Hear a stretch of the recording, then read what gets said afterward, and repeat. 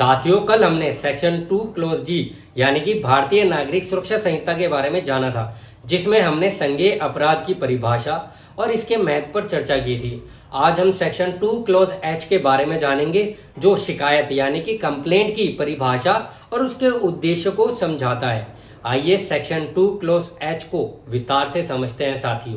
साथियों नमस्कार, मैं हूं एडवोकेट अनुज कुमार और आप देख रहे हैं टॉप IQ लॉयर चैनल, जहां हम आपको सरल भाषा में आपके कानूनी अधिकारों के बारे में आपको जागरूक करते हैं।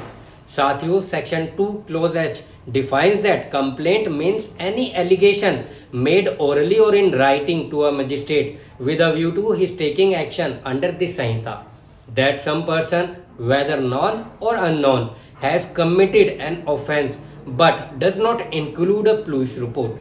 यानी कि सेक्शन 2 क्लोज एच के अनुसार शिकायत यानी कि कंप्लेंट किसी व्यक्ति द्वारा मजिस्ट्रेट के समक्ष ओरली या रिटर्न यानी कि मौखिक या लिखित रूप से लगाए गए उस आरोप से है, उस एलिगेशन से है, जिसका उद्देश्य मजिस्ट्रेट द्वारा इस संहिता के तहत कार्यवाही करवाना होता है। यह आरोप किसी नॉन और अननोन यानी कि ज्ञात या अज्ञात व्यक्ति द्वारा अपराध किए जाने का भी हो सकता है। और इसमें महत्वपूर्ण बात यह है कि इसमें पुलिस रिपोर्ट शामिल नहीं होती है।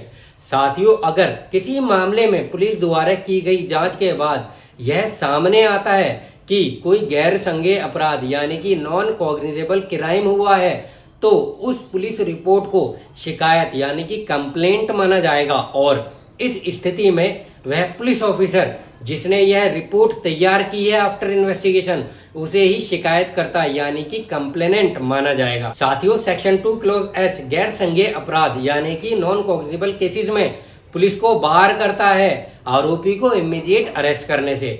मीन्स नॉन कॉग्निजेबल केसेस में police can not arrest an accuse without permission और without warrant from the court. और साथियों, नॉन कॉग्निजेबल केसेस में पुलिस की रिपोर्ट को कंप्लेंट माना जाता है ताकि मामला मजिस्ट्रेट के पास आगे बढ़ाया जा सके।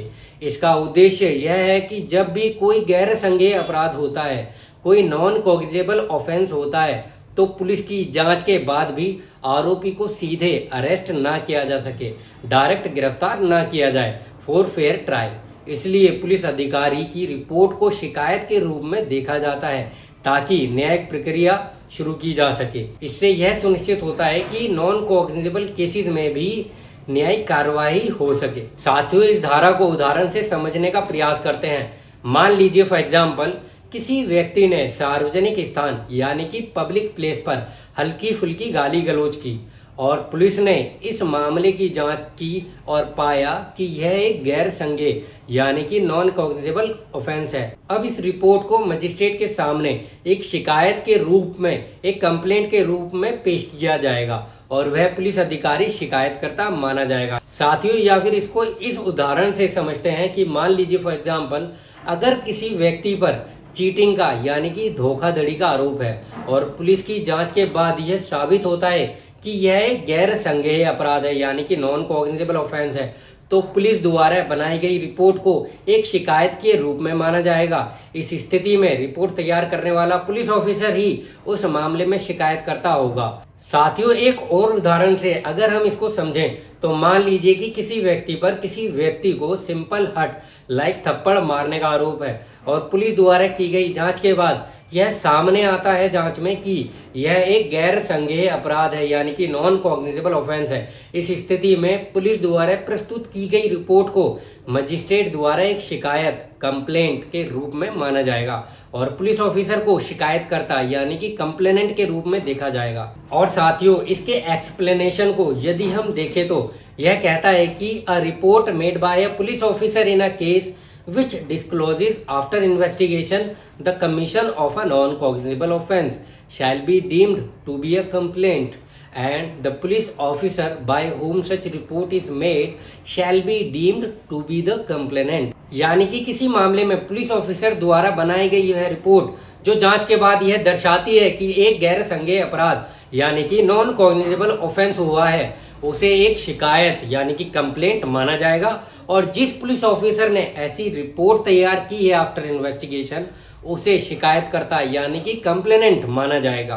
आई होप साथियों आप समझ गए होंगे कि सेक्शन 2 क्लॉज एच यानी कि शिकायत का मतलब किसी पर्सन द्वारा मजिस्ट्रेट के पास अपराध की जानकारी देना होता है ताकि मजिस्ट्रेट कार्रवाई कर सके।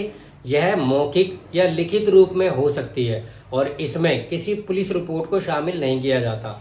और यदि कोई गैर संज्ञेय अपराध यानी कि नॉन कॉग्निजेबल ऑफेंस की रिपोर्ट पुलिस द्वारा प्रस्तुत की जाती है तो उसे भी शिकायत माना जाता है। जब पुलिस किसी नॉन कॉग्निजेबल ऑफेंस की इन्वेस्टिगेशन करती है और रिपोर्ट तैयार करती है तो उस रिपोर्ट को कोर्ट में कंप्लेंट के रूप में माना जाता है। इससे यह सुनिश्चित होता है कि गैर संज्ञेय अपराधों में यानी कि नॉन कॉग्निजेबल केसेस में भी मामला मजिस्ट्रेट के पास पहुंच सके ताकि फेयर इन्वेस्टिगेशन हो सके और ऐसे केसेस में पुलिस ऑफिसर को शिकायतकर्ता माना जाता है। इसका मुख्य उद्देश्य न्यायिक प्रक्रिया मीन्स जुडिशियल प्रोसीडिंग में पारदर्शिता और कार्रवाई को सुनिश्चित करना है।